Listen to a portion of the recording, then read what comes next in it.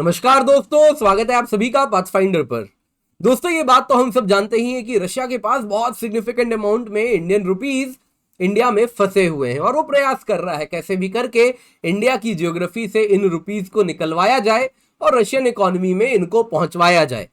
अब दोस्तों, दिक्कत यहाँ पे ये हो रही है कि उसको कहीं ना कहीं आप देखिए उस पर सैंक्शंस लगे हुए हैं, स्विफ्ट सिस्टम के थ्रू निकाला हुआ है और बाकी देश जो ये कॉन्ड्यूट का काम कर सकते थे इंडिया से रुपये निकलवाने का, उन पर भी कहीं ना कहीं वेस्टर्न कंट्रीज के एक्शन का डर है।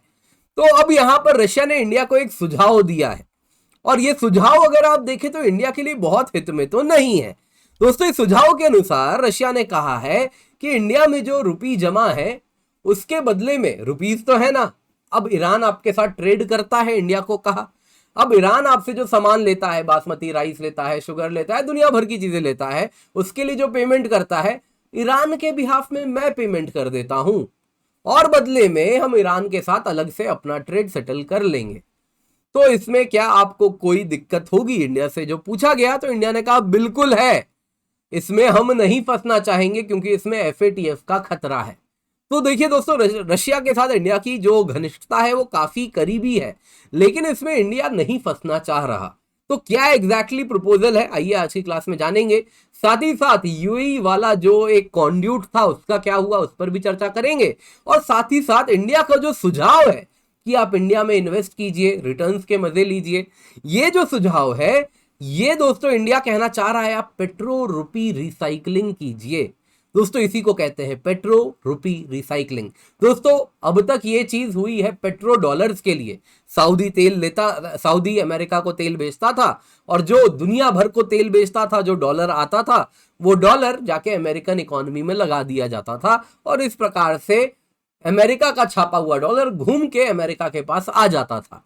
अब वो बड़े स्केल पे होता था, लेकिन इंडिया ने भी यहां पे प्रयास किया जा रहा है इंडिया के द्वारा कि छोटे ही स्केल पे सही लेकिन पेट्रो रुपी रिसाइकलिंग अचीव हो जाए। दोस्तों, आप देख सकते हैं इसको न्यूज में कवर किया गया है, यहाँ पे बिजनेस लाइन इसे कवर कर रही है जिसमें उसका कहना है कि it is in a bind, Russia फंसा हुआ है रुपी रिजर्व्स को लेके और रशिया के पास कोई ऑप्शन नहीं है other than investing in India and creating petro rupee recycling. तो आज की क्लास में आइए दोस्तों इसी पर चर्चा करते हैं। यहाँ पे कुछ डेटा मैंने आपको दे दिया है, आप इसको देख सकते हैं। जिन्होंने अब तक नहीं पढ़ा है, ये न्यूज से अवगत नहीं है, उनके लिए कैसे इंडिया रशिया का ट्रेड रहा है, कितना रशिया के पास ऑलरेडी कुछ न्यूज है 147 बिलियन डॉलर इक्विवेलेंट रुपीज है, हर महीने कितना ट्रेड इंडिया रशिया के बीच में हो रहा है। तो ये सब डेटा मैंने दे दिया, आप लोग चाहे तो डिटेल में देख सकते हैं। तो आइए दोस्तों क्लास स्टार्ट करते हैं, पर उससे पहले कुछ जरूरी अनाउंसमेंट है। अग्निपथ 2.0 कॉम्प्रिहेंसिव बैच है, केवल 7,999 रुपए में उपलब्ध है। 16 जून से बैच स्टार्ट है। Use the code KC10, make sure इसका फायदा आप उठाएं। इसमें दोस्तों आपको कॉम्प्रिहेंसिव प्रिपरेशन होने वाली है, प्रीलिम्स की, मेंस के, इंटरव्यू की, टेस्ट सीरीज भी मिलेगी, प्रीलिम्स की भी, मेंस की भी, प्रीलिम्स में जीएस भी, सीसैट भी, यानी एक बार ये ले लिया आपको और कुछ नहीं चाहिए। इसके सिवाय इस लेक्चर का पीडीएफ आपको मिल जाएगा डिस्क्रिप्शन बॉक्स में, डाउनलोड जरूर कर लीजिएगा। वहां पे आप नीचे कमेंट सेक्शन में देख सकते हैं, डिस्क्रिप्शन बॉक्स में देख सकते हैं। तो न्यूज में क्या है दोस्तों? न्यूज में है सैंक्शन से प्रभावित रशिया है और उसके पास रुपी रिजर्व तेजी से बढ़ रहे हैं। अब उसके पास ऑप्शन ही नहीं है, उसके पास समय निकलता जा रहा है और जैसे जैसे समय निकल रहा है मानो जैसे उसके ऑप्शंस खत्म होते जा रहे हैं। ऑप्शंस यही है कि या तो वो इन पैसों को इंडिया के गवर्नमेंट सिक्योरिटीज में इन्वेस्ट कर दे। गवर्नमेंट सिक्योरिटीज क्या हुए? भारत जो बॉन्ड निकालती है सरकार, है ना, कि इतना इंटरेस्ट मिलेगा आपको, यहाँ पे इन्वेस्ट कर दीजिए।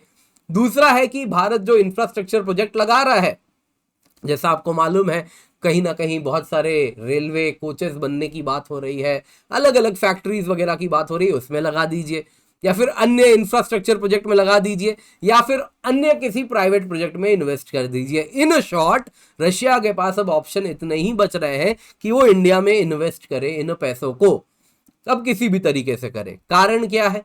कारण क्या है दोस्तों? अब रशिया के लिए बहुत डिफिकल्ट हो गया है, वो और जो भी गुड्स खरीद रहा है इंडिया रशिया से, उसके लिए रुपी में वो पेमेंट तो करवा रहा है, लेकिन इंडिया के बाहर उस पैसों को लेकर के जाना मॉस्को के लिए इंक्रीजिंगली डिफिकल्ट है। कारण क्या है दोस्तों? यहां पे रशिया ने दो ऑप्शन अब तक प्रपोज किया था। पहला ऑप्शन क्या था, जो अब तक हम कुछ हद तक यूज भी कर रहे थे? इसमें पहला ऑप्शन रशिया जो अब तक इस्तेमाल भी कर रहा था वो क्या था कि take rupee reserves out using the dirham route, जिसमें हम क्या करते हैं दोस्तों, यूएई आप देख सकते हैं दोस्तों, ये कॉन्ड्यूट की तरह इस्तेमाल किया जा रहा है, जिसमें क्या हो रहा है, इंडिया के पास जो इंडिया ने क्या किया, रशिया को बहुत सारा उससे तेल खरीदा, बदले में रुपी दिया, तो यहाँ पे रशियन रुपीज जमा है, ये रशियन रुपीज यूएई जाते हैं और यहाँ पे जाके इनको रूबल में कन्वर्ट किया जाता है, और ये रूबल अगर आप देखें तो रशिया चले जाते हैं, कुछ इस प्रकार से। तो यहाँ पे अगर आप देखें तो यूएई वो कॉन्ड्यूट का काम कर रहा था, जिसके द्वारा रुपी यहाँ से यूएई में एक्सचेंज का काम करता था, रशिया का रुपी पीसों में रशियन रूबल्स में कन्वर्ट होता था और रशियन रूबल्स रशिया चले जाते थे। अब दोस्तों यहाँ पे समस्या क्या हो रही है, तो ये जो कन्वेंशनल रूट था ये अब ब्लॉक होने लगा है, क्योंकि जो वेस्टर्न स्क्रूटिनी है यूएई बैंक्स की वो बहुत ज्यादा बढ़ गई है। आपको याद होगा हाल ही में यूएई को एफएटीएफ, हाल में तो नहीं, मतलब जब से ये रशिया यूक्रेन वॉर शुरू हुआ है तब से आप देखें तो यूएई भी एफएटीएफ ग्रे लिस्ट में आ चुका है। कारण क्या था, यूएई ने अपनी इकोनॉमी को कुछ हद तक डीरेगुलेट कर दिया। उसे हुआ यूं कि जो रशिया के मिलियनेयर्स थे वो सब अपना सामान रशिया में बेच बेच के तुरंत यूएई में आने लगे, और काफी यूएई ने इस प्रकार से रशियन कैपिटल को अट्रैक्ट करने का प्रयास किया, और उसमें कहीं ना कहीं यूएई वो एक हब बन गया है जहां पे आज के टाइम में वेस्टर्न सैंक्शंस को बाईपास किया जा रहा है।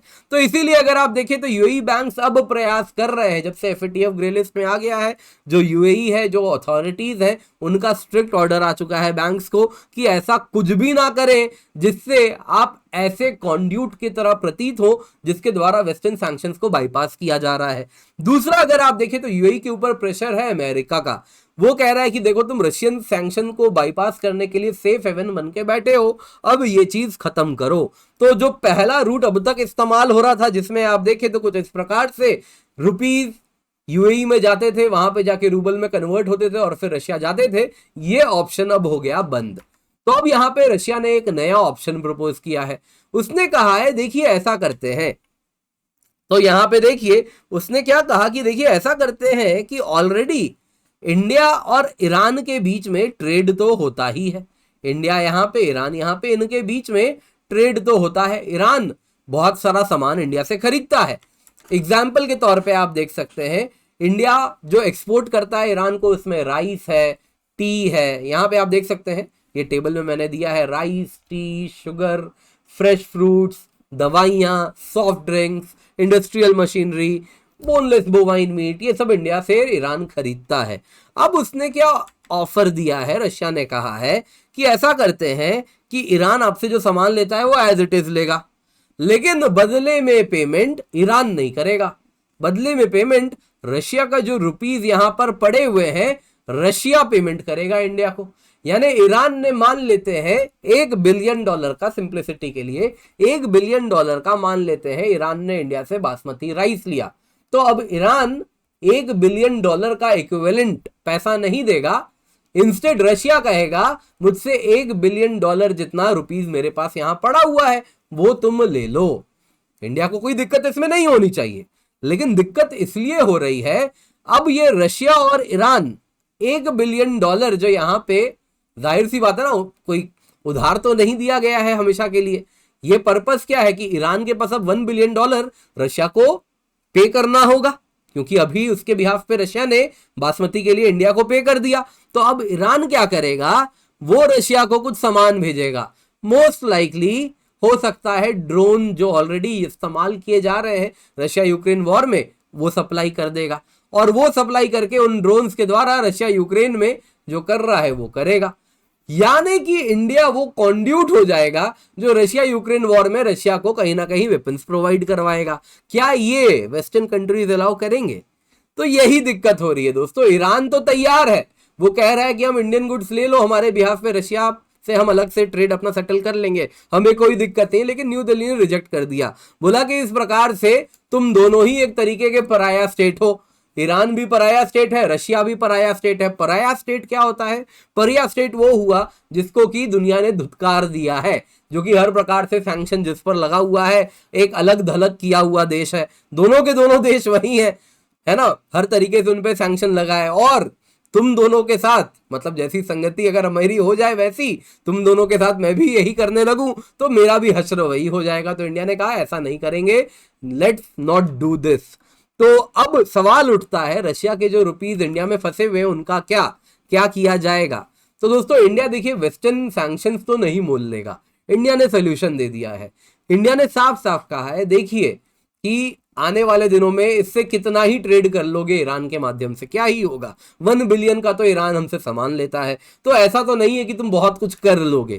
तो जो सोल्यूशन वायबल है वो इंडिया दे रहा है। वो कह रहा है कि देखिए अभी आने वाले दिनों में ऑलरेडी ऐसे न्यूज में है कि $10 बिलियन का ऑर्डर इंडिया ने रशिया के सामने प्लेस किया है, जिसके लिए मोस्ट लाइकली पेमेंट रुपीज में ही होगी। अब रुपीज में पेमेंट उसकी होगी, ऑयल की पेमेंट फर्दर अगर रुपीज में चल रही है, चलती रही और चली, तो यानी कि काफी रुपीज एक्यूमुलेट हो रहा है। अब ये रुपीज का इस्तेमाल करने का एकमात्र तरीका रशिया के पास ये है कि जो रिजर्व्स उसके एक्यूमुलेट हो चुके हैं वो इंडिया के गवर्नमेंट सिक्योरिटीज में, जीसेक्स में इन्वेस्ट कर दे, या फिर इंडिया रशिया मिलके कुछ जॉइंट वेंचर्स बनाए। जैसा आपको ऑलरेडी मालूम है ना, काफी ट्रेन्स के लिए जॉइंट वेंचर आ रहे हैं आने वाले दिनों में, वैसे ही अन्य चीजों के लिए हैवी मशीनरी जिसमें रशिया की एक्सपर्टीज है, उसमें इंडिया के साथ मिलके वो जॉइंट वेंचर बनाए और वो रशिया के जो रुपीज है वो इंडिया में इंडस्ट्री लगाने में इस्तेमाल हो जाए। या फिर रशिया क्या कर सकता है, अब देखिए रशिया के पास बहुत सारा, यहाँ पे अगर आप देखें तो वेस्टर्न कंट्रीज काफी चीजें रशिया में बनाया करती थी, लेकिन जब से रशिया यूक्रेन वॉर हुआ वो वेस्टर्न कंट्रीज वापस अपने देश चली गई। अब रशिया में काफी ज्यादा बड़ा डिमांड क्रिएट हुआ है यहाँ पे, क्योंकि वेस्टर्न कंपनीज अब ऑपरेट नहीं कर रही, तो वो कंपनी, वो फैक्ट्रीज जो रशिया में बनाया करती थी वो फैक्ट्रीज यहाँ खुल जाए, और यहाँ से क्योंकि रशिया के पास इंडिया में पैसे हैं तो वही रुपीज से इंडिया में फैक्ट्री लगाए,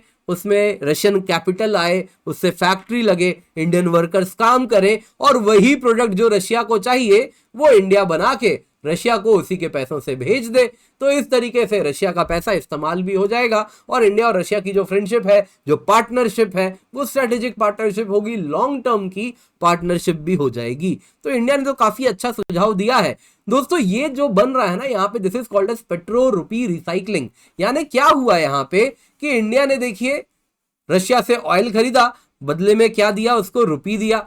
ये रुपी का इस्तेमाल क्या हो रहा है, अब ये रुपी वापस रशिया नहीं जा रहा है, ये रुपी घूम के इंडियन जीसेक्स में लग जा रहा है, गवर्नमेंट सिक्योरिटीज में लग जा रहा है। यानी इंडिया ने जो रुपी रशिया को दिया वो रुपी घूम के इंडिया में ही आ जाए और उससे कहीं ना कहीं इंडियन इकोनॉमी में ही वो इंजेक्ट हो जाए। ये एक प्रकार का रिसाइकलिंग है जो डॉलर्स के केस में बहुत लार्ज स्केल पे होता था, क्योंकि दुनिया भर के देश सऊदी अरेबिया जैसे अन्य गल्फ कंट्रीज को डॉलर देते थे और वो डॉलर यूएसए चला जाता था।